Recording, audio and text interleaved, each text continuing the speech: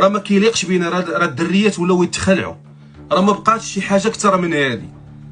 وصاحبي عايش وسطهم، كتاكل معاهم، بوه معاه في العرس، اللي كيقول على ان العائله ما كايناش، بوه كان امه مريضه تعثر على انها دير العرس، بوه كان، بوه ناقش معاهم الهضره، بوه كان كيقول نجاة انا غنموت مرتاح ملي ولدي غيتزوج ببنتك.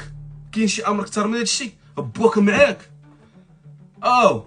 واش كاين شي، واش كتقول لك 24 ساعه باش حنا على اتصال، وفي خدمته مدوز لابيل، وترى 11 ساعه، 6 السوايع، 8 السوايع، 3 السوايع ديال الهضره كتشتغلوا مع الطواليط والنعاس.